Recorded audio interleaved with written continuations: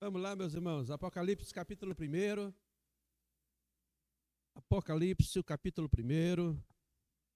Hoje, permitindo Deus, depois de todo esse período, nós vamos encerrar o capítulo 1. E aí, domingo que vem, nós vamos começar a estudar as cartas. Eu quero pedir a você que você possa ler com muito cuidado em casa a carta que foi escrita à igreja de Éfeso. Nós vamos nos debruçar nessa carta e vamos olhar, e aí nós vamos ter uma visão tanto geográfica, histórica, vamos ver alguns vídeos, e ao mesmo tempo vamos tentar entrar no texto e estudá-lo com muito cuidado, com muito zelo, porque a carta aos Efésios é uma das mais conhecidas. Então, todo texto que é muito conhecido, ele traz junto o desafio, né, de não repetir o que já se sabe. Então, esse é um cuidado que a gente vai ter para que possamos crescer. Então, por favor, leia a carta aos Efésios, capítulo 2, a igreja de Éfeso, né? Capítulo 2 do Apocalipse. Muito bem. Hoje, nós vamos fazer assim. Nós vamos ler do verso 12, tá, até o fim, para a gente rever rapidamente ali alguns pontos, para não entrarmos direto assim já no texto, porque assim talvez vai ser melhor. Eu vou fazer a leitura aqui sozinho. Os irmãos sabem que de vez em quando eu faço isso porque está sendo gravado, né? E aí, se os irmãos lerem, dá muita edição, não sai a leitura no vídeo, e aí fica mais complicadinho. Então vamos lá, capítulo 1, o verso 12. Depois que João ouve a voz, diz lá: então voltei-me para ver quem falava comigo. Voltando-me, vi 7 candelabros de ouro, e entre os candelabros alguém semelhante a um filho de homem, e com uma veste que chegava a seus pés, e um cinturão de ouro ao redor do peito. Sua cabeça e seus cabelos eram brancos como a lã, tão brancos quanto a neve, e seus olhos eram como chama de fogo. Seus pés eram como o bronze numa fornalha ardente, e sua voz como o som de muitas águas. Tinha em sua mão direita 7 estrelas, e da sua boca saía uma espada afiada de 2 gumes. Sua face era como o sol quando brilha em todo o seu fulgor. Nós estudamos até aqui, tá? Agora vamos adiante. Quando o vi, caí aos seus pés como morto. Então ele colocou sua mão direita sobre mim e disse: não tenha medo. Eu sou o primeiro e o último. Sou aquele que vive. Estive morto, mas agora estou vivo para todo o sempre. E tenho as chaves da morte e do Hades. Escreva, pois, as coisas que você viu, tanto as presentes que acontecerão. Este é o mistério das 7 estrelas que você viu em minha mão direita e dos 7 candelabros. As 7 estrelas são os anjos das 7 igrejas, e os 7 candelabros são as 7 igrejas. Muito bem. Eu quero começar aqui com uma pergunta que eu acho que é relevante, porque nós vamos iniciar ali o estudo do verso 17. Quando o vi, caí aos seus pés como morto. Vamos tentar entrar no texto? A pergunta que forçosamente a gente deve fazer aqui é: por que João caiu? O que fez com que ele caísse e, segundo a Escritura, como se estivesse morto? Por que ele cai? Vamos lá? Eu quero de vez em quando fazer perguntas para os irmãos pensarem, se mexerem e não cochilarem no banco, né? Por que João cai?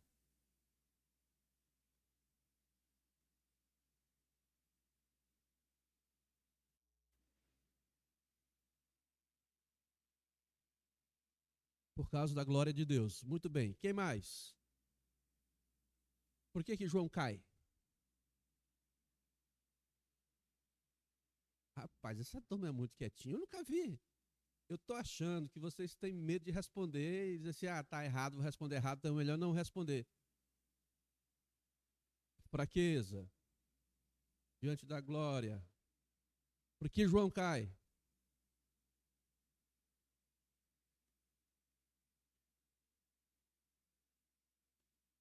Porque viu e é tocado por algo maior do que ele.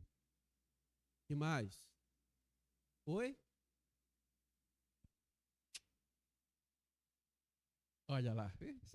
Estou falando, quando a irmã não vem, nós sofremos uma séria perda. Eu brinco com ela porque é para ser minha vovó, viu, Rogério? Não fica com ciúme não, viu? Ciúme não. Meus irmãos, tudo que vocês falaram está correto. Mas, você vê, deixa eu fazer uma outra pergunta para você aqui. Quem João viu aqui na visão? Jesus. Alguém tem alguma outra opinião? O que João viu? Ou quem ele viu?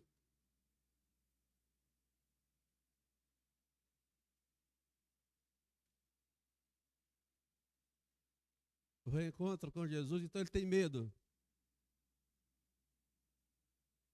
Temor.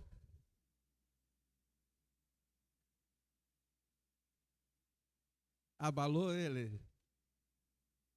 Jesus está bem diferente.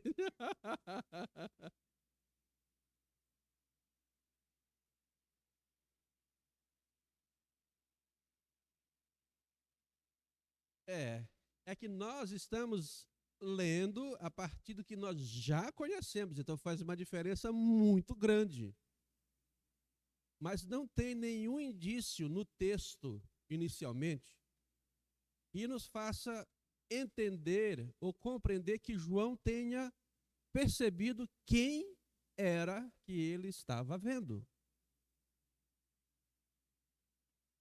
Alguém semelhante.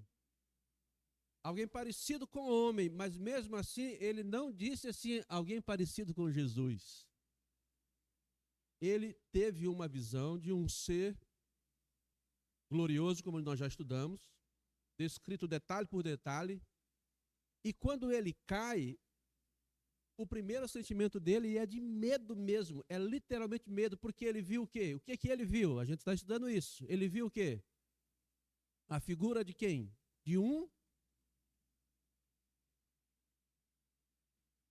Ele viu a figura de um rapaz, o professor ruim da peste, viu? Como diz lá no Nordeste. Professor ruim danado. Qual era a figura que ele viu ali? Os olhos como chama de fogo. Uma espada que sai da boca. Pés como bronze polido. O que ele viu? Isso. Mas esse ser vem para quê? Mas quando você olha, o olho de fogo. Os irmãos entendem? Os irmãos precisam sempre captar tudo, juntar tudo e tentar olhar. Ele vê alguém com olhos de fogo. Chama de fogo significa o quê? Lembre? Não lembro, né? Mas tudo bem. Os olhos como chama de fogo. Julgamento. Espada. Julgamento. Pé daquele que marcha como bronze polido. Ele tem a figura de um juiz na frente dele. Um juiz que sim, tem o peitoral como sacerdote, tem como no peitoral a simbologia ali de ser o sacerdote, o profeta. Ele vê as questões que são importantes, que relembram a figura sacerdotal, mas a tipificação maior é que ele cai porque ele percebe que ele está diante de uma figura de alguém que ele ainda, na minha compreensão, que ele ainda não tinha entendido quem era, e ele percebe o que vai acontecer. Né? Então, ele automaticamente ele cai. Ele cai e literalmente ele cai como se fosse morto. Se você olhar, somente depois é que nós vamos ter a revelação para João de quem é que tocou e que renovou a sua força, ou lhe trouxe de volta à vida. Mais para frente a gente vai estudar esse texto, mas já para você tentar entender aqui, alguém põe a mão sobre ele e diz assim: não temas. Eu sou aquele, João, eu sou aquele que vive para sempre. Fui morto. Você vê, se ele soubesse que era Jesus, Jesus nem precisava ter se apresentado. Mas Jesus traz a memória dele, a gente vai chegar lá, só para a gente tentar entender um pouco aqui o começo do texto.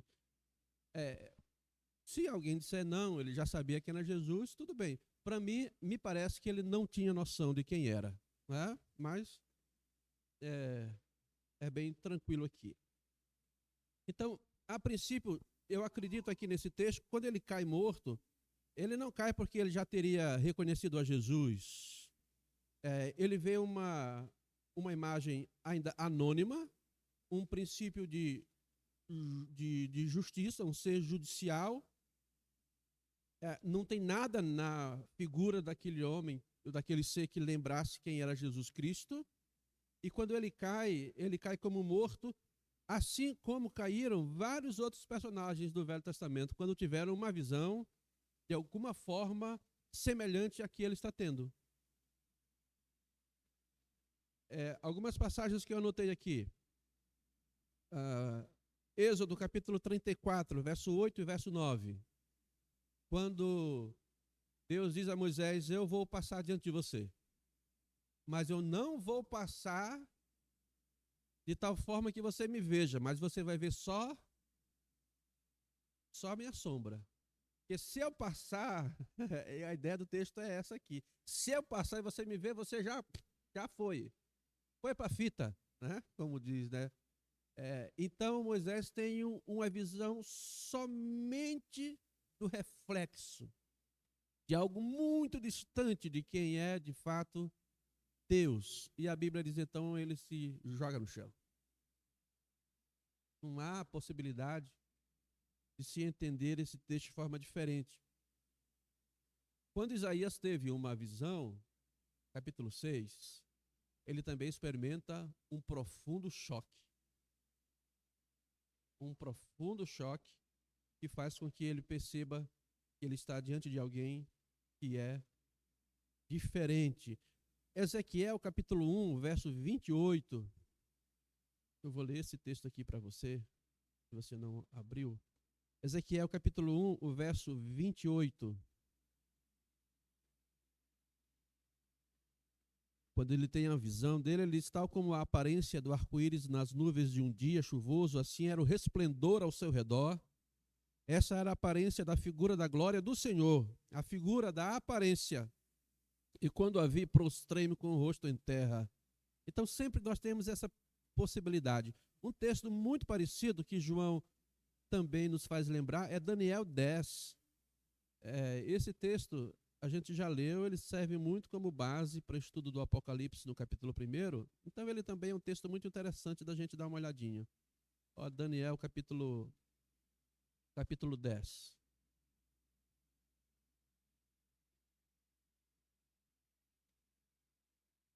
Todo o capítulo 10 de Daniel é um capítulo interessantíssimo. Mas eu vou ler somente o verso 7 em diante. Daniel 10, 7 diz: somente eu, Daniel, tive a visão.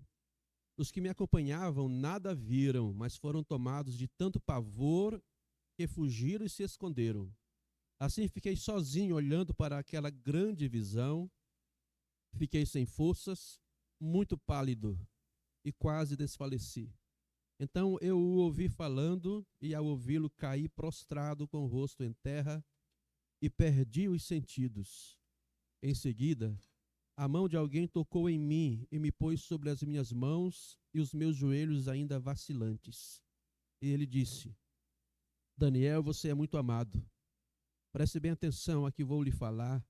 Levante-se, pois eu fui enviado a você. E quando ele me disse isso, pus-me de pé, tremendo. E ele prosseguiu: Não tenha medo, Daniel. Continua a descrição do texto.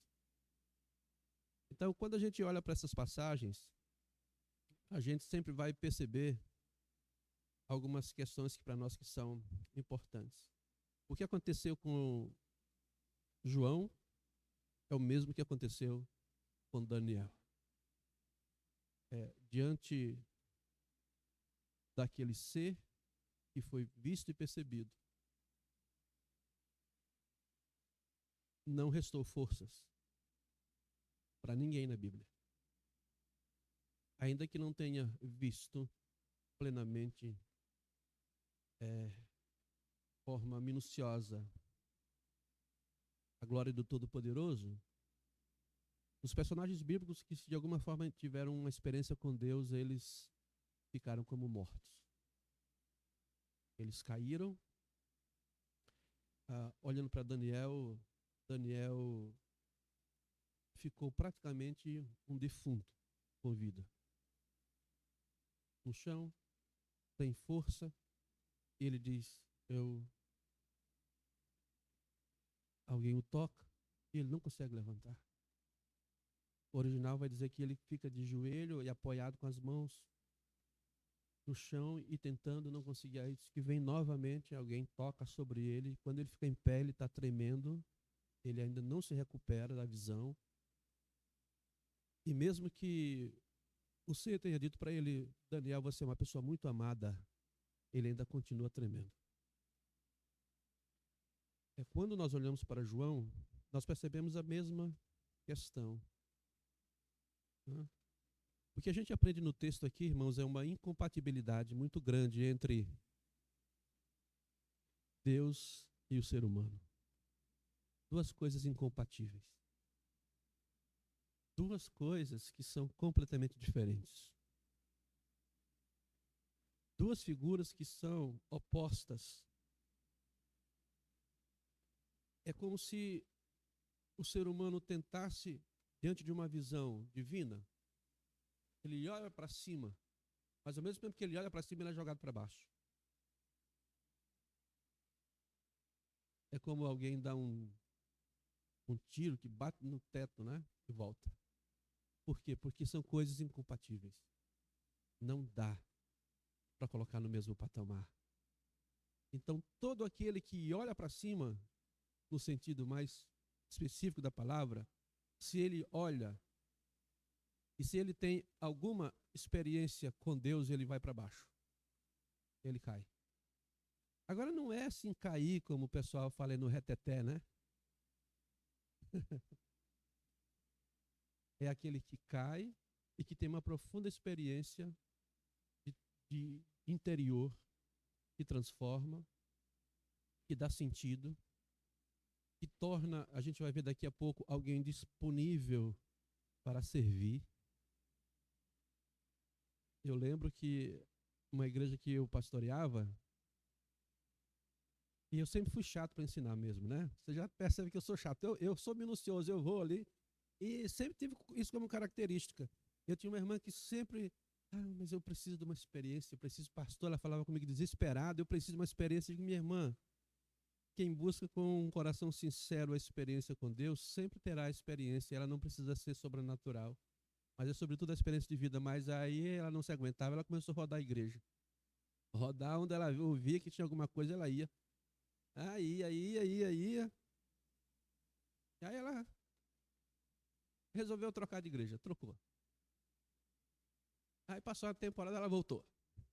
E aí ela disse assim: o que foi que aconteceu? Você voltou? Eu disse: não, eu já rodei muito lugar, sabe, pastor, mas aqui a gente tem ainda um estudo bíblico mais ou menos. Aí ela disse assim: eu procurei mesmo. E aí eu fui, frequentei uma igreja um tempo.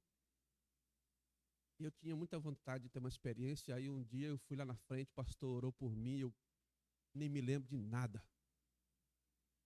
Quando eu acordei, eu estava lá quase que cheirando os pés dele, né, no chão, largada no chão.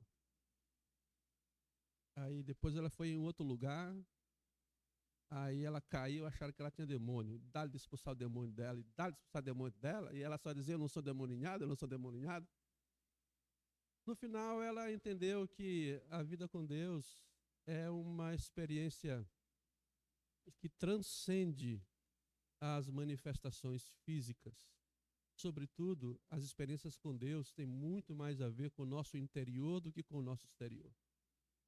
Ela entendeu isso depois de penar muito. De penar muito. Tá? Então, essa incompatibilidade é uma característica marcante que separa o divino do humano. O divino do humano. E aí eu queria ouvir vocês aqui, se vocês querem completar alguma coisa, olhar, acrescentar, diante do fato de que, do que significa esta queda que João experimentou. Vamos lá, vamos participar um pouquinho? Vamos lá, quem gostaria? Aí eu achei que a irmã já ia falar, a irmã vai arrumar o cabelinho, né? Eita! Tô brincando com você, viu? Só para incomodar, pra gente dar uma risadinha, porque de manhã o sono bate, né? O canseira vem.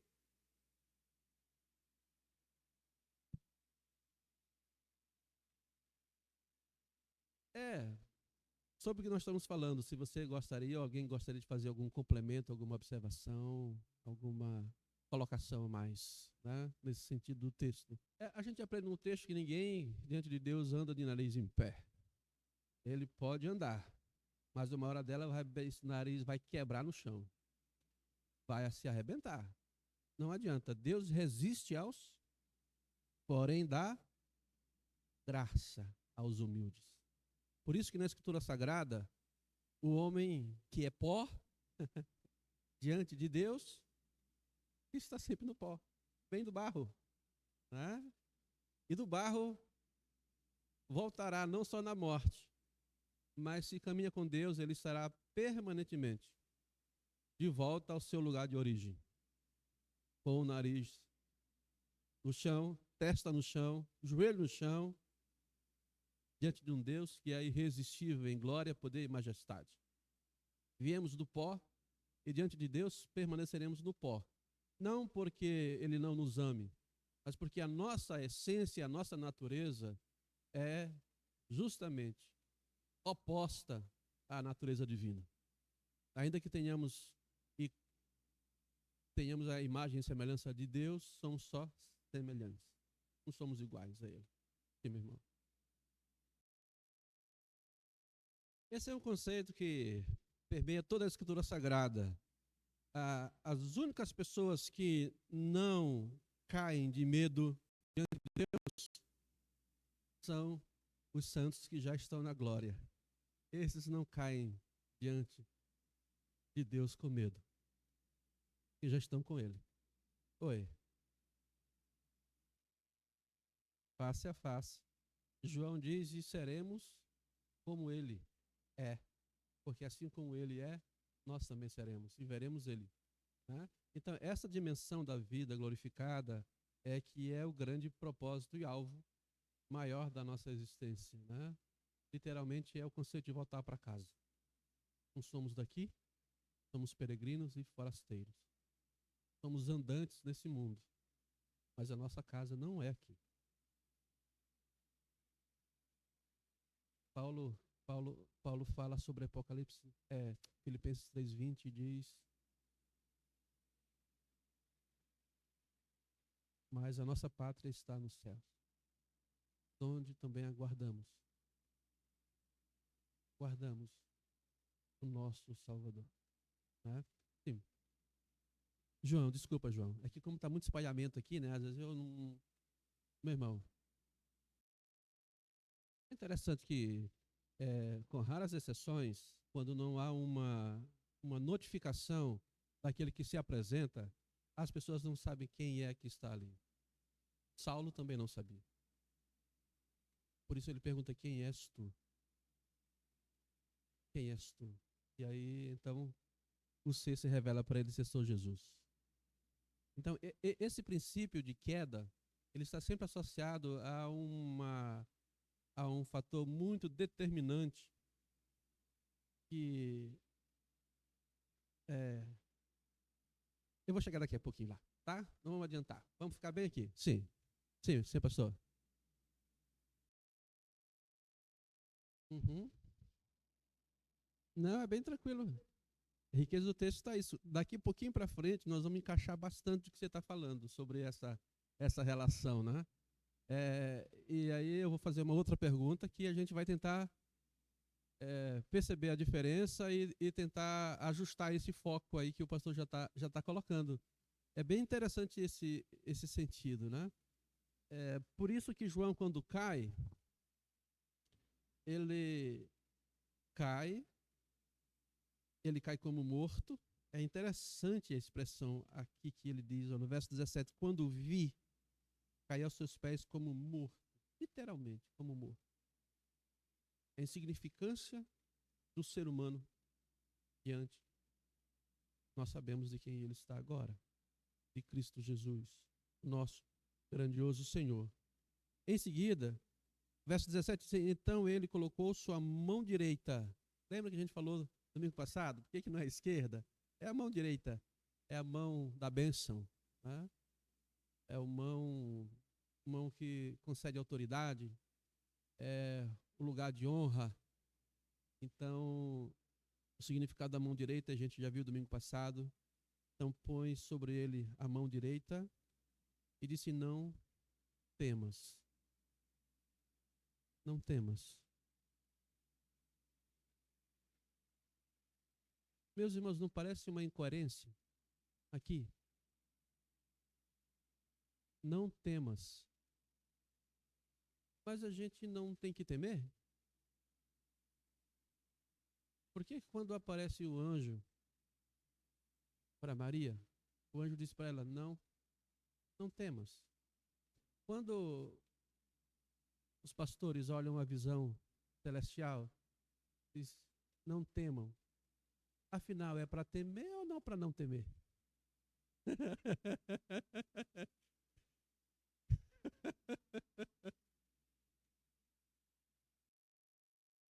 Uhum, uhum. Oi, querida. A gente sempre tem que levar em conta o princípio do contexto e, obviamente, a tradução, né? Aí, se a gente optar por uma tradução não temais, ela não é a melhor tradução. A melhor tradução é não tenha medo, né? Por isso que, às vezes, a gente sempre precisa olhar os textos e, se você tiver dúvida, olhe em outras versões, mesmo que você não tenha um conhecimento mínimo do grego, várias traduções podem ajudar bastante, tá? Então, o princípio aqui que está sendo dito é: não tema, não é isso. Tá? Ele está dizendo: não tenha medo. Há uma diferença bem gritante aqui no texto. Oi.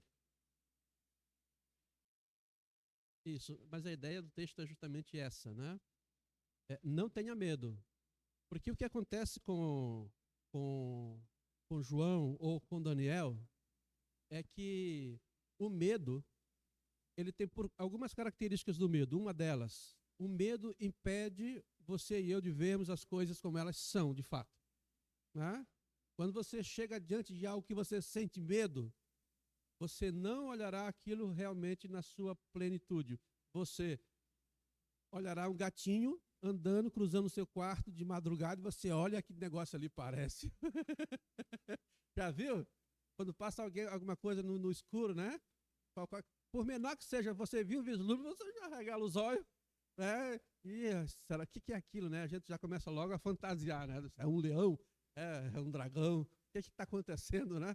Porque o medo, ele faz com que a gente não perceba realmente aquilo que está sendo visto. Então, agora que nós sabemos que é Jesus, ele vai primeiramente dizer assim: João, não tenha medo. Você não precisa pensar que vai morrer. Você não precisa... porque assim, ó, qual é uma característica do medo? O medo, porque aqui a gente não está sentindo, a gente não está vendo um medinho qualquer. Aqui está se vendo um pavor. Aqui é uma figura de pavor, ele cai literalmente porque ele está apavorado.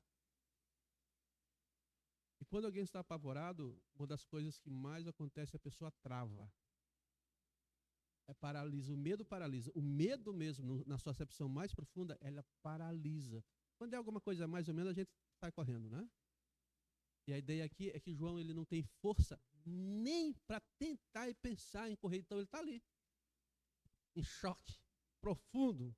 E aí ele precisa primeiro ser acalmado, para depois ele entender a realidade do que ele estava vendo, para depois ele ter condições de ver, refletir e escrever. Porque com medo isso nunca ia acontecer.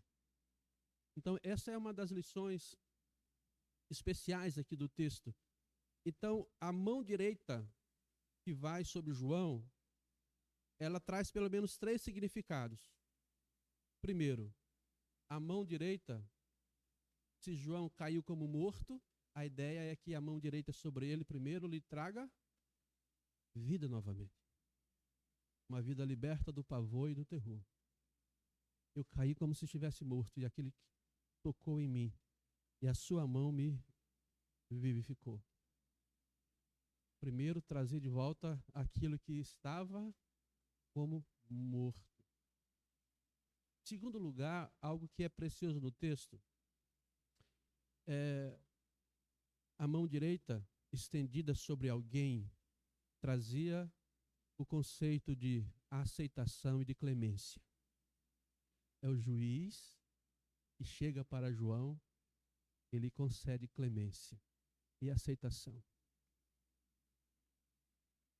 É a mão do aconchego, é a mão de dizer para João, tu és meu, está tudo bem, João, está tudo tranquilo. Jesus sabe o que ele estava passando, sabe os temores e medos que estavam ali no coração dele, e a mão dele é para dizer, vem para cá, está tudo bem, você sabe agora quem eu sou. Assim como não te rejeitei em vida, não te rejeito agora. Então, está tudo bem, João? E a terceira expressão de colocar a mão é para convocar de novo. É o chamado para alguma coisa de novo. E agora, Jesus dá no chamado uma tarefa para João. Escreva as coisas que em breve vão acontecer. Então, esse gestual de colocar as mãos, ele é muito precioso. E, obviamente, são 3 pontos de novo, né? E a gente poderia fazer 3 mensagens, né? Mas a gente só faz um bom resumo aqui do que realmente está acontecendo. Diante de alguém que é todo poderoso, todo glorioso. E eu tenho vários textos aqui, deixa eu ver como é que está o nosso horário aqui. Para a gente dar uma olhada. Vamos olhar pelo menos Marcos 1, 44. Marcos 1, 44. Porque de vivificar a gente já viu Daniel 10. Já viu Daniel, capítulo 10 a gente já viu. Vivificar. Clemência e aceitação. Marcos 1, 44. Marcos capítulo 1, o verso 44.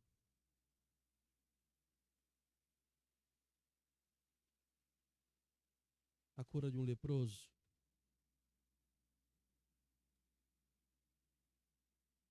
A história de como Jesus estende a mão. A partir do verso 40.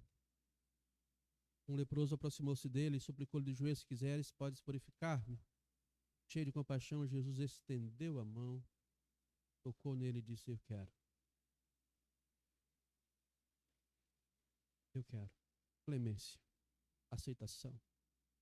E a bênção para o serviço está no próprio texto, né? que nós já falamos. Escreva. Verso 19. Depois que João percebe, já sabe quem é, o verso 19 do capítulo 1 do Apocalipse diz: escreva, pois, as coisas que você viu. Eu em casa não, eu estava na loja, que nos intervalos ali, quando dá algum detalhezinho, eu sempre fico pensando e tentando ver alguma coisa a mais, e me veio na mente o paralelo da nossa conversão aqui nesse texto. Em algum momento, Deus trouxe isso aqui para mim, para a minha vida particular. Não numa visão do sobrenatural, de ver Jesus glorificado, alguma coisa assim, mas trouxe para a minha vida o paralelo com a minha própria conversão. Eu estava morto, os meus delitos e meus pecados. Quando ouvi o Evangelho e ouvi falar de um Deus santo, a primeira reação minha também foi medo. E ao mesmo tempo, quando eu entendi o que Jesus fez por mim, eu experimentei um sentimento de aceitação. E que Ele era clemente comigo. E depois, então, Ele disse: tudo bem, agora você pode me servir. Na realidade, essa é a experiência de todo mundo. Como falei, não precisa ser uma experiência sobrenatural, ainda que a conversão seja sobrenatural. Eu estou falando de ter uma visão. Mas o apóstolo Paulo diz que nós estávamos mortos nos nossos delitos e nos nossos pecados. Efésios. Paulo disse, e Cristo então, Deus em Jesus nos vivificou, nos deu vida, estando vós mortos nos vossos delitos e pecados. É o mesmo princípio que Paulo escreve aos Efésios, quando diz que Deus nos acolheu, nos recebeu e nos chamou para servi-lo como reino e sacerdotes. Então essa experiência de João é a nossa própria experiência, né? A mesma mão também aqui no texto que segurava as estrelas, como nós olhamos, e que domina o universo inteiro, é a mesma mão que consola, que renova, que dá graça. É a mesma experiência que podemos ter agora em vida. Quando Jesus disse: eu estou com vocês todos os dias, Ele está conosco, todos os dias. E se porventura em algum momento nós nos sentirmos desanimados, desfalecidos, apavorados, mortos, sem força, sem ânimo, por alguma razão da vida, é preciso que nós lembremos disso. E que o nosso Senhor está sempre conosco. E se nós nos abrirmos para Ele, experimentaremos a mão dele sobre a nossa vida, dizendo assim: não tenha medo. E é importante que a gente lembre que quando Jesus ou Deus ou os anjos, quando eles dizem não tenha medo, é porque eles sabem que nós temos medo. O medo é algo presente em nossa vida sempre, irmão. Sempre. Eu tenho medos também. Alguns maiores e alguns menores. Então, ter medo é uma característica nossa. Porque sempre a palavra vem nos dizer é que não devemos nos deixar dominar pelo medo. Mas em Deus podemos aprender a dominá-lo e vencê-lo. Então eu não sei qual é o medo que você carrega no seu coração, quem sabe nessa manhã. O medo que tem lhe acompanhado, quem sabe, durante anos. Quais são os seus medos? Aquilo que de tempo em tempo lhe rouba o sono, lhe rouba a paz, lhe rouba a tranquilidade, que faz você não dormir, ou que faz você perder o seu sono, não o sono dos olhos, mas o sono da sua alma, que faz com que ela se angustie demais. Todos nós vamos ter isso, irmão. Todos vamos experimentar isso. Mas sempre devemos lembrar que uma das palavras que mais se repetem na palavra do nosso Pai Celestial é: não tenha medo. Eu estou aqui. Eu estou aqui. E se o Senhor está aqui, o meu medo pode ser contornado. O meu medo pode ser apaziguado. E é isso que Jesus está fazendo. Está tratando com João como eu não soube tratar com a minha garrafa. Mas esse é um princípio muito, muito singular do Evangelho. A nossa vida é uma vida cheia de temores e de medos. E eles fazem parte da nossa natureza porque somos Adão. Quando pego no jardim do Éden diante de Deus e Deus o chamou, ele disse: eu tive medo e me escondi. Não deixe o medo dominar você, paralisar você. Resista e enfrente. E, sobretudo, confie que o seu Senhor está sempre ali. Ele está sempre ali conosco. Que Deus nos dê graça de nós podermos perceber isso sempre. Sobre os textos bíblicos, Marcos 14, 27, quando Jesus anda sobre as águas. E os discípulos, a primeira coisa que vem é medo. O que é que está vindo ali? Jesus diz: não tenham medo. Não tenham medo. No Monte da Transfiguração, eles tremeram ou tiveram aquela experiência de ir para o chão, aterrados, quando ouviram a voz do Senhor no Monte da Transfiguração. E aí, então, o que eles ouvem é: não tenham medo, porque o medo nos paralisa, embota a nossa mente e nos impede de ver as coisas que nós precisamos ver. As experiências genuínas começam com uma sensação de temor que nos esvazia. Mas ela é importante porque ela purifica o nosso eu. Ela purifica a nossa vida. E purificados, então, nós podemos ser fortalecidos por aquele que detém todo o poder sobre a nossa existência. Então, primeiramente, nós tememos a Deus, depois nós o adoramos. E é o que João vai fazer agora. Eu quero caminhar um pouquinho agora para frente, mas eu quero ainda dizer aos irmãos que eu acho que a sucessão de coisas é assim: você tem medo de Deus, primeiro, depois você teme a Deus, depois você o adora. Obrigado, querida. Você é um dos anjos da igreja. Nós vamos chegar lá na tua parte, tá? Para interpretar quem são os anjos da igreja. Uma delas é a Rafinha. Oi. Oi, querida, desculpa. Medo, temor e adoração. É o que eu acredito que seja. Quando eu digo eu acredito, é porque eu não tenho assim toda a clareza de um texto para me dar o apoio, mas mesclando as passagens, me parece ser isso. Ninguém teme a Deus sem primeiro ter medo dele. Primeiro você está diante de um Deus todo-poderoso, você tem medo.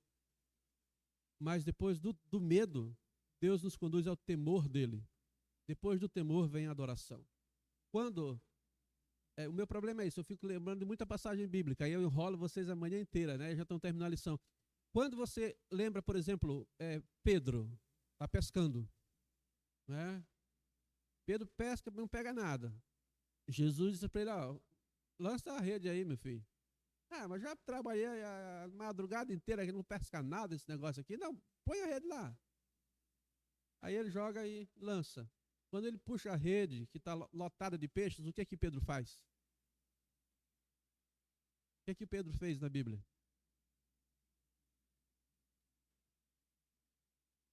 O que é que Pedro fez, irmãos? Não, ele obedeceu, não, mas depois que ele puxou a rede e ele viu que tinha aquela quantidade de peixe, o que é que ele fez? Oi? Puxou e aí tinha a rede, tinha muito peixe, né? O que aconteceu em seguida? O que é que Pedro disse para Jesus? Afasta-te de mim, Senhor, porque sou um homem pecador. Agora é interessante, né? Você ficar pensando, por que Pedro não se afastou? Por que ele disse para Jesus se afastar dele, mas ele não quis se afastar de Jesus? Não era muito mais fácil ele dizer assim: peraí, eu vou sair daqui de banda aqui, vou dar uma corridinha aqui, vou me afastar de ti. Por que ele não faz isso?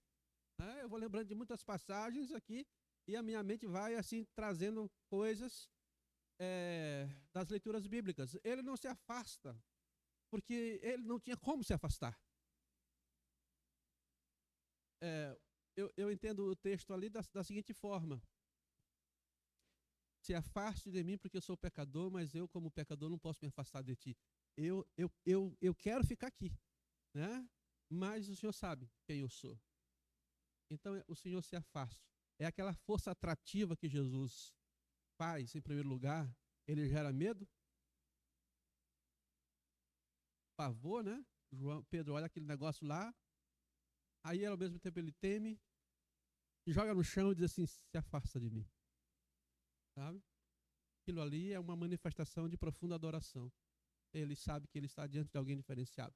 Então sempre eu imagino mais ou menos isso. A gente tem inicialmente medo, depois o medo se transforma em temor e depois em adoração. É o que eu acredito que acontece aqui com João, né? A lição para a nossa vida aqui, meus irmãos. A lição para nós: não é preciso vê-lo para temê-lo. Não é preciso vê-lo para temê-lo, mas deveríamos viver como se o estivéssemos vendo.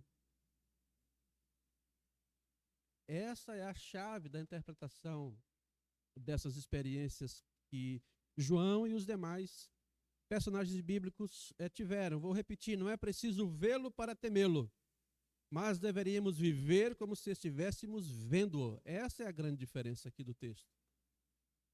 E nem sempre nós levamos isso em conta, né? Com profunda seriedade. Às vezes ainda vivemos como se nós não estivéssemos sendo vistos ou tivéssemos sido, de alguma forma, inexplicável, afastados do olhar por alguns breves instantes da visão do nosso Pai Celestial. O princípio da vida é o temor a Deus como o princípio da sabedoria. Precisamos pensar mais sobre isso, refletir mais sobre o temor de Deus, né? Temor a Deus é aquilo que nos impede também de tomarmos muitas ações e atitudes que nós, porventura, tenhamos pensado em cometer. O amor a Deus e o temor a Deus são as coisas que andam juntas, né? Então, lembre-se disso. Tema a Deus. Eu devo me lembrar que eu devo temer a Deus. O temor a Deus, não o medo. O temor a Deus é que nos mantém alinhados com o nosso Pai Celestial. Eu gosto sempre de pensar que nós estamos caminhando, aí daqui a pouco tem uma linha divisória entre aquilo que a gente sabe que não deveria fazer. E a gente, inicialmente, tementes a Deus, nós ficamos de longe. Mas aquilo ali parece ser uma coisa tão boa de experimentar. Traz alguma vantagem, pelo menos nós pensamos assim. Aí nós começamos a pensar sobre todas as possibilidades do que pode acontecer, do que não pode acontecer. Quais as vantagens que eu tenho se eu fizer aquilo? Quais os níveis de satisfação que eu tenho se eu chegar bem ali? E quando a gente não lida com isso de forma certa, a gente começa a chegar mais pertinho. Você já correu em direção a algum precipício? Mas provavelmente você já andou devagar até lá, para olhar o que tinha lá embaixo. Ninguém corre para essas coisas, né? Quando você visita aí sobe, escala uma montanha, né? Eu já subi alguma parte assim de montanhas, né? Você nunca vai ligeiro, porque você tem medo de cair, de escorregar. Você vai devagarzinho. E você tem medo. Então você vai devagar. A vida cristã é essa assim. A gente começa a chegar bem devagarzinho assim. Passinho por passinho. A gente vai olhando. Aí daqui a pouco, por alguma razão, a gente não resiste e vai andando. E vai devagarzinho. Se fosse coisa boa, a gente ia correndo, né? A gente sabe que não presta. Aí nós vamos devagarzinho. Porque ninguém, vamos usar a expressão A expressão popular diz: ninguém cai de uma hora para outra, né? Ninguém arrebenta a sua vida de uma hora para outra. Isso é um processo. É um processo. Aí você vai lá. Aí você espia. Quando eu já estou bem por aqui, eu já estou muito mais movido pelo medo do que Deus vai fazer do que pelo temor a Ele. O temor já ficou. Eu estou só com medo. Eu estou só com medo. Aí, quando o temor não é suficiente para que eu possa retroagir, eu me aproximo mais. E quanto mais eu me aproximo daquilo, aquilo lá se torna cada vez mais atrativo. Daqui a pouco eu boto um pezinho lá, espero vir uma flecha, porque o medo é esse, né? Deus vai mandar um raio, vai me matar, e agora? O raio não vem. Eu não morro. Deixa eu dançar aqui um pouquinho aqui. Aí desfruta, né? Tá sambadinha, né? Vai lá, como diz apóstolo Pedro, volta para a lama de novo, se lambuza bastante. Filho pródigo, né? É quando a gente perde o temor a Deus, a gente se arrebenta. E é ligeiro. E eu nem estou falando assim de cometer aquele que a gente chama de grandes pecados, né? Eu roubei, fiz corrupção no meu lugar, adulterei. Não, não. A maioria das quedas dos crentes não são por causa disso. É pela frieza do coração. É viver como se Deus não mais fosse importante para ele. Ele não adultera, não rouba, não faz nada, mas ele vive a vida dele. Aqueles pecados mais comuns não mais o afetam. E aí vive-se aquela ideia de que está tudo bem. E provavelmente, talvez até morra pensando que está tudo bem. Mas um dia o juiz dá o seu passo. Diz: agora nós vamos ajustar as contas. Eu dei a vida para você. E a vida nunca foi sua. E você pensou que fosse sua. A vida é minha. E agora nós vamos aqui fazer um checklist. E aí nós seremos confrontados diante do Senhor. Não quero que você tenha medo, mas temor de Deus. Temor a Deus. O medo vai espantá-lo da presença de Deus, mas o medo que se transforma em temor o aproxima de Deus. Se o tememos, vamos aprender a amá-lo e viver de uma forma melhor. Muito bem, meus irmãos. Então, vamos lá. Esse é o princípio do texto. A nossa alma aqui em João é reduzida a nada. João cai e, ao mesmo tempo, ele cai no melhor lugar que ele poderia cair. Ele cai diante de Cristo, o nosso Senhor, e ali a verdadeira visão, a glória, passará a ser percebida. Dessa forma, nós, então, entendemos. A mão que sustenta as estrelas é a mesma mão que se assenta com carinho sobre o ombro de João e sobre a cabeça do seu filho temeroso. E Jesus, então, o sustenta e diz a ele: não tenha medo, não tenha medo. Meus queridos, não viva no medo, por favor. Você tem medos no seu coração, procure tratá-lo diante de Deus. E se você precisar de ajuda, caminhe com algum conselheiro, caminhe com algum terapeuta, procure ajuda. Porque uma das piores sensações deve ser viver com medo a vida inteira de alguma coisa. Isso destrói até a nossa própria fé. Arrebenta com a nossa fé. Então o medo é para ser enfrentado com as armas que Deus nos concedeu. Mas devemos vencê-lo. Devemos vencê-lo. Tudo bem? Muito bom. Alguém quer comentar alguma coisa? Aqui? Sim. Uhum.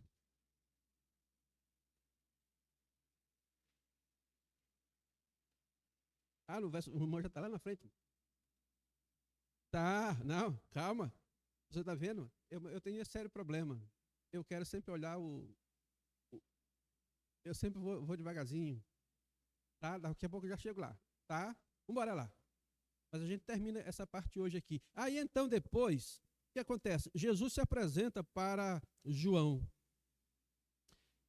E disse: não tenha medo, eu sou o primeiro e o último, sou aquele que vive, estive morto, mas agora estou vivo para todo sempre e tenho as chaves da morte e do Hades. Então, essa aqui é a fala que Jesus concede.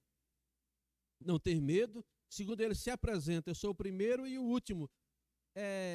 De novo, essa expressão aqui, ela vai aparecer. Né? Vai aparecer. Quando Deus diz que ele é o alfa e o ômega, né? O alfa e o ômega, ele vai aqui recordar o princípio da divindade de Cristo. Jesus diz: eu sou o primeiro e o último, o alfa e o ômega, que são elementos que são sempre de descrição do próprio Deus Trino. Lá no capítulo 1, no verso 8, capítulo 1, verso 8, diz: eu sou o alfa e o ômega. É a mesma ideia aqui do texto, eu sou o primeiro e o último. Né? Então, Jesus lança sobre si mesmo aquilo que era afirmado sobre o próprio Deus. Aí eu tenho um monte de passagens bíblicas aqui, mas não vou citar. O resumo da aula de hoje eu vou mandar junto com o resumo da aula do domingo passado, porque domingo passado quase não teve nada escrito. Nós conversamos muito, né? Então eu ia mandar 3 coisinhas, então eu vou mandar tudo junto hoje, ou amanhã já de manhã. Né? Então essa é a questão. Aqui eu estive morto, mas estou vivo. Sou o primeiro e o último, o alfa e o ômega. Eu sou aquele que vive. Em segundo lugar, ele diz: eu estive morto, mas eu estou vivo pelos séculos dos séculos. E a ideia aqui de séculos, de novo, é a ideia da eternidade daquele que tudo vê, que tudo sempre viu, daquele que sempre foi, sempre é e sempre será o mesmo Senhor. Aqui preserva-se o conceito da divindade de Jesus, de novo, trazendo nitidamente a majestade do Deus Filho, né? Do Deus Filho. Também nós olhamos nesse texto aqui de que João traz à memória que Jesus tinha uma vida independente do mundo. Ele estava no mundo, mas então sempre existindo, a vida dele não era dominada e nem controlada pela sua existência humana. Estive morto, traz a ideia para João novamente do sacrifício expiatório de Jesus Cristo, a sua humilhação e a sua morte física. Mas vive para sempre, a ressurreição de Jesus, permanente nela mesmo, e que então tem autoridade para dar vida eterna para aqueles que creem. Então, um breve resumo aqui, porque a gente já estudou esse texto aqui, né? Quando ficamos lá no capítulo 1, a partir daquele verso que diz: ele nos ama e nos comprou para ele. Jesus continua e diz: eu tenho a chave da morte e do inferno. Bora lá, vamos conversar um pouquinho sobre essa chave? Porque esse aqui, que a gente já citou agora, a gente já estudou no capítulo 1. Qual é o sentido, o significado da ideia de ter chave da morte e do inferno? Vamos lá. Alguém quer sugerir alguma coisa?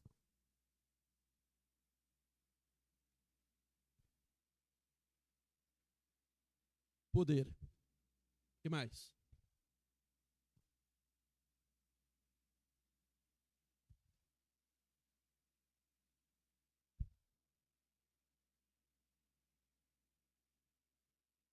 Ideia de juiz que decide.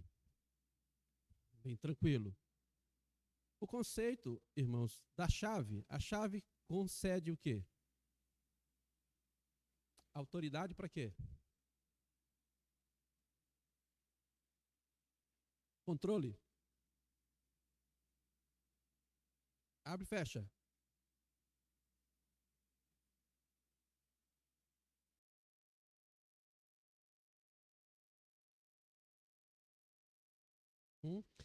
Se a gente andar por uma linha geral, assim, é bem tranquilo a explanação do irmão. Dentro do próprio texto, aqui, ela traz mais a ideia de que aquele que detém a chave, ele tem controle sobre algo, ou sobre aquilo que está ali chaveado, né?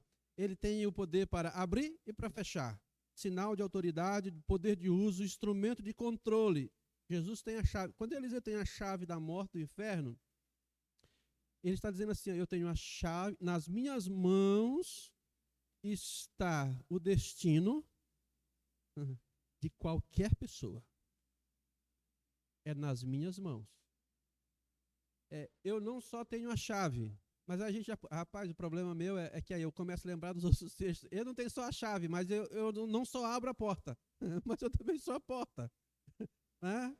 Então, é por mim que você tem acesso àquilo que acontecerá para o futuro. Ou você entrará pela porta que conduz à vida eterna, ou você entrará pela porta que conduzirá para a perdição. Mas eu tenho o poder sobre tudo. A ideia é que ele tem poder e controle sobre qualquer lugar. Não há nada que fuja do controle de Deus. Se falamos de Deus, não há nada que fuja do controle do Pai, do Filho e do Espírito Santo. Jesus é o elemento judicial. João cai, ele disse, não tenha medo. Não tenha medo. Eu tenho a chave de acesso. Nem a morte é capaz de me deter. Eu sou o Senhor sobre a morte, Senhor sobre a vida. Sou o Senhor sobre o inferno, como sou o Senhor sobre o céu. Em qualquer lugar, o controle é meu. Então, João, não tenha medo. Não tenha medo de morrer. Segundo, você vai ter uma visão das coisas que vai acontecer agora. Mas lembre-se, sobre tudo que você vai ver, eu tenho o controle. Porque senão, quando João começasse a ver algumas coisas, ele ia infartar. Eu ia infartar, ia cair durinho. Aí Jesus disse para ele, escreva as coisas que em breve, as que estão acontecendo, que em breve vai acontecer e as que virão lá na frente. Mas lembre-se, a autoridade está nas minhas mãos. Sou eu que abro e fecho. Né? E nada acontece, e ninguém entra nem sai. E nada vai acontecer que não está debaixo do meu controle. Tem o imperador? Tem. Ele não tem chave nenhuma. Tem os líderes da igreja que se voltam contra a igreja, os falsos pastores, eles não têm chave nenhuma. Ninguém é que dá acesso. Porque o controle está sempre nas minhas mãos e as minhas mãos são poderosas. Os irmãos lembram da passagem que Jesus disse, quando ele estava voltando ao céu, em Mateus 28? Verso 18, 19 e 20? O que é que Jesus disse aos discípulos? Lembra? Não? A grande comissão começa com o quê? Antes da ordem. Se eu começar ali, meus irmãos, de dizer assim, ide e façam discípulos. Mas antes de dizer aos discípulos que eles tinham a missão de ir, o que é que Jesus disse para eles? Ninguém lembra? Foi-me dada toda a autoridade nos céus e na terra. Portanto, vocês vão. E vocês vão porque eu tenho autoridade. No céu e na terra. Irmãos, não tem nenhum lugar onde Jesus não mande. Até falei isso para vocês já, né? E alguns saíram daqui, eu acho que talvez pensando que eu estava doido. Até no inferno, Jesus é Senhor. Ele dá ordem lá. Ele dá ordem lá. E não pense que no inferno demônio dança e samba. No inferno, demônio geme e sofre. Nunca pense. Já falei sobre isso aqui. Tá? Não pense que o diabo está lá fazendo festa. Eu até brinquei aquele dia, né? Lá vem mais um, lá vem mais um. E os demônios, o diabo, tudo dançando, que lá vem mais um para o inferno. Não tem festa lá. Não tem um momento de paz para ele. É tormento, e é dor, e é gemição. Né? E a gemição não tem esse conceito. Oi.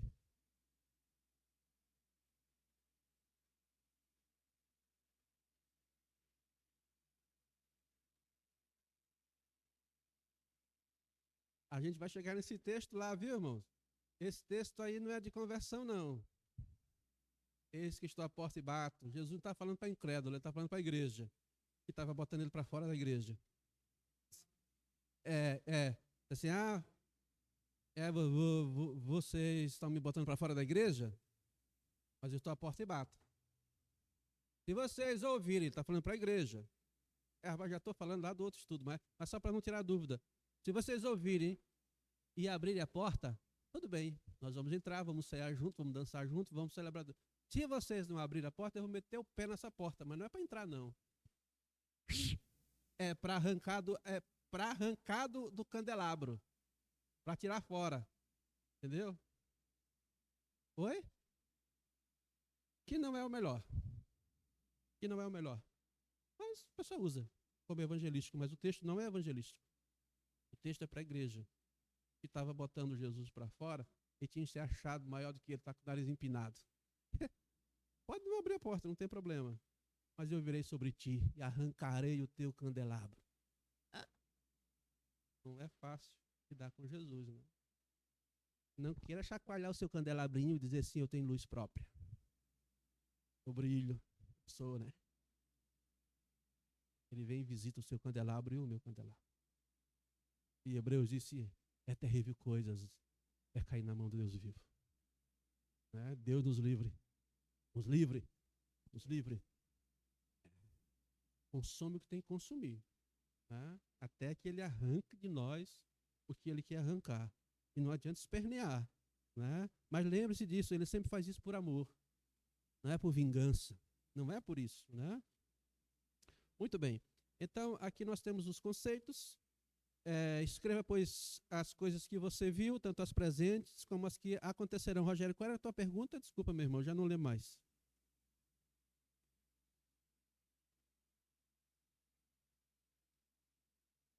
Aham. Isso. A ideia aqui é de que ele dará uma visão completa até o final dos tempos. Né? Então, a ideia aqui não é necessariamente separar, escrever as que você viste, né? As que você viu, as que são e as que virão. A ideia de passado, presente e futuro. Está na mesma frase. Isso. A ideia é de que eu vou lhe dar uma visão que tem começo, meio e fim. Você verá tudo. Você verá todas as coisas até a consumação dos tempos. Então a ideia aqui é de que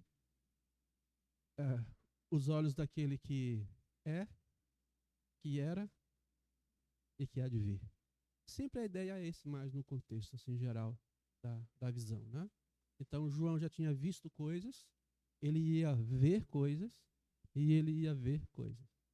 Aquilo que já estava acontecendo, que era a perseguição inicial da igreja, né? Ele já tinha visto, se a gente for olhar por esse lado, aquilo que ele estava vendo naquele momento e aquilo que ainda iria acontecer. Porque quando João tem a visão, a igreja já está entrando na perseguição. Então ele sente isso, ele já está lá na prisão, ou na ilha, porque ele já estava sendo perseguido. Aí Jesus diz assim, eu vou te dar uma visão de tudo que vai acontecer. Tá? E aí então ele vai ter a visão do todo. Nesse sentido. Tá? Para a gente caminhar aqui para o final, esse é o mistério das 7 estrelas, tá? Que você viu a minha mão direita e dos 7 candelabros. A gente já sabe que as estrelas são as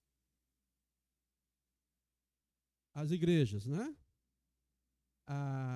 As estrelas que estão nas mãos de Cristo compõem a sua igreja. 7 igrejas, mas toda a igreja representada está sobre a autoridade e domínio. Nós já estudamos sobre isso aqui, não vamos rever de novo. O problema está, na verdade, aqui sobre... está sobre... Eu inverti, né? Aqui, né? Os irmãos nem me corrigiram, né? Na mão direita estão as estrelas, que são os anjos, e os candelabros são as igrejas, né? O problema, os candelabros é fácil da gente identificar aqui que seriam as igrejas. Agora, Oi? Agora, o que está na mão dele, que são as estrelas, ele diz são os anjos. E aí é que é o problema. Aí que é o problema. Quem são esses anjos, né? Fala, Rogério. Uns dizem que são os pastores, os líderes da igreja. É um texto muito difícil de interpretar ele. Muito, muito, muito. Eu nem vou assim aqui levar muito tempo para tentar interpretar, porque não tem nenhuma interpretação satisfatória plenamente. Tá? Não tem. Não tem.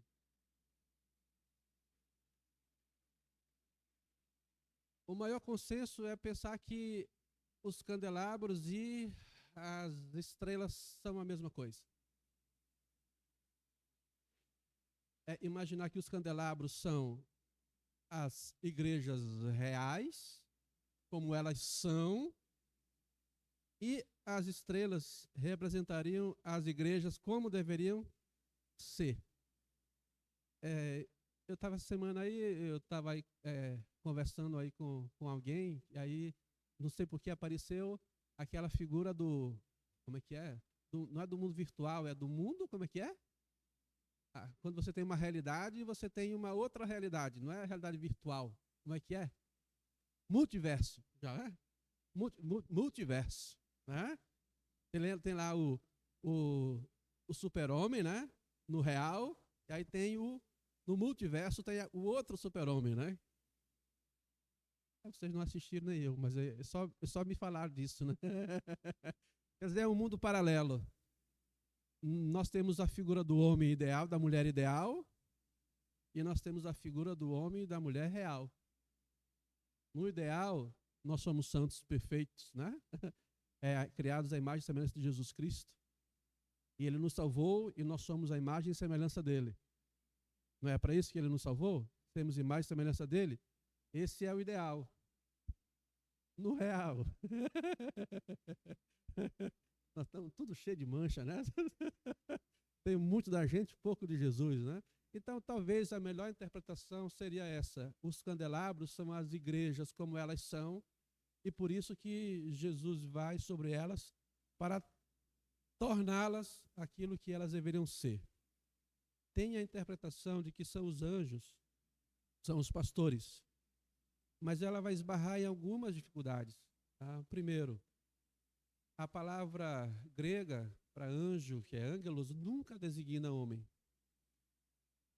No Apocalipse, tem não ia dizer centenas não, mas tem dezenas de vezes onde a palavra é anjo, sempre é anjo, nunca é homem ou mulher. Se fosse homem, um pastor, o pastor também é a igreja. Tá? Ele também faz parte da igreja. Então, seria colocar uma responsabilidade muito acima do que a responsabilidade pastoral. Porque ao pastor compete viver e ensinar. Né? Então, são as afirmativas de que os anjos seriam pastores da igreja, esbarra nessas questões. Parece ser mais plausível pensar que são as próprias igrejas, porque Jesus diz: eu virei contra ti, falando às igrejas, e não falando para o pastor. Caso se fosse um homem, né? Então, quando ele escreva, por exemplo, escreve assim, ó, capítulo 2, verso 1. Estas são as palavras daquele que tem as 7 estrelas em sua mão direita e anda entre os 7 candelabros de ouro. Conheço as suas obras. Ele está falando para a igreja, não para o pastor. Né? Então, quando Jesus fala, não fala para os pastores, ele fala para a igreja. Aí seria assim, os pastores são os mensageiros, porque eles que vão ler essas cartas para as igrejas. O problema é que você não tem em nenhum lugar essa palavra anjo representando gente. Então, parece ser mais plausível isso. O que é real e o que é ideal. Isso. A igreja, a igreja, porque ela não conseguiu se tornar aquilo que ela deveria ser. Essa igreja. Não é ideal, né? Não é ideal. A igreja é histórica, né? Deus nos livre e guarde, né? E nós começamos a caminhar por rumos dos quais Deus nunca quis. A advertência que a gente vai ver, ela é real para o passado e é real para o presente. Muitas vezes, irmãos, muitas vezes. Muitas vezes quem fecha uma igreja é o próprio Deus. A gente sempre acha que é o diabo. Às vezes Deus diz, eu não suporto mais isso. Isaías, capítulo 1. Suporto mais. Vocês se reúnem, mas o coração de vocês está longe de mim. Não tem prazer nenhum. É uma das coisas mais terríveis que uma igreja pode ouvir da parte de Deus, mesmo que ela não ouça. Não tem mais nenhum prazer. Não me convidem para as suas festas, para os seus cultos, para as suas reuniões. Não tem prazer nela. E chega um momento que às vezes Deus diz assim, eu vou arrancar esse candeeiro daí. Esse candeeiro aí está só me causando... Eu vou vomitar esse negócio. Deus nos livre. Mas se prepare, porque... se prepare, porque nós vamos começar a estudar isso. Não vai ser estudo fácil, mas também vai ser estudo muito desafiador e muito bonito para nós que estamos em Cristo Jesus. Não tenha medo, tenha temor. Se tivermos temor, Jesus vai dizer, está tudo bem, está tudo bem. Lança fora o medo. Quando o amamos de todo o nosso coração, de toda a nossa alma, de todo o nosso entendimento, está tudo bem. Está tudo bem. Mesmo que a gente vá lá para a caverna, como João foi, né? Está lá, sofrendo, penando. Mas ele amava Jesus. E Jesus disse para ele, está tudo tranquilo. Eu estou aqui. Não tenha medo. Está vindo o Império Romano aí com toda a sua força sobre vocês? Lembre-se que eu estou aqui. Eu estou aqui. É assim a nossa vida, né? Cheio de medos, que são normais. São normais, irmãos. Quando você tiver medo, não diga, está tudo errado na minha vida, eu não tenho fé. Não, não é isso. Medo faz parte da sua humanidade. E a gente se apega com Deus, se agarra nele, ouve ele dizer para a gente, está tudo bem. E vai ficar tudo bem. Mesmo que não esteja tudo bem. Né? A vida é uma sucessão de fatos. Bons, ruins, alegres, tristes. A vida muda, mas Deus nunca muda. E Ele sempre é o mesmo Deus. Sempre. A gente só precisa caminhar com toda a segurança nisso. De que a nossa vida está nas mãos dEle. Ele não vai impedir tudo de ruim. Não vai. A gente não pode querer transformar isso aqui no céu. Só no céu não vai ter dor, nem choro, nem lamento. Aqui vai ter. Mas se a gente se tiver seguro nas mãos dele, a gente vai rir, vai chorar, mas vai rir no lugar certo, chorar no lugar certo, nas mãos dele.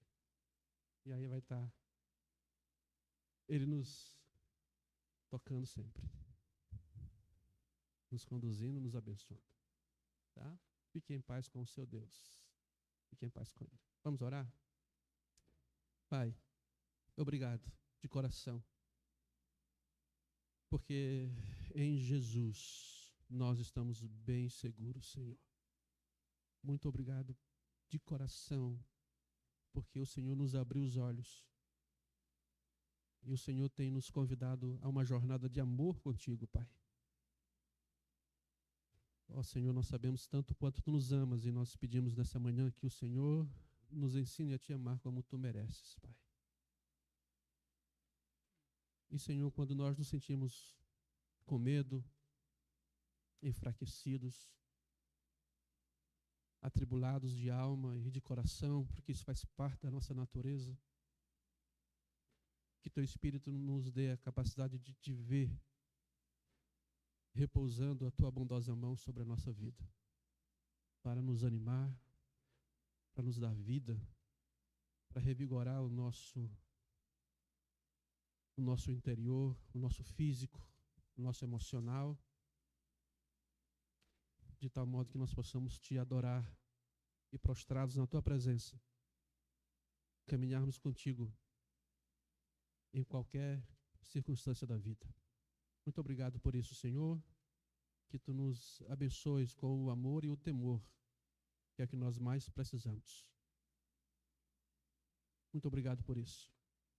Consola o coração dos irmãos que estão aqui, talvez alguns atribulados, angustiados, talvez alguns com medo, Senhor, de algumas coisas, medo do futuro.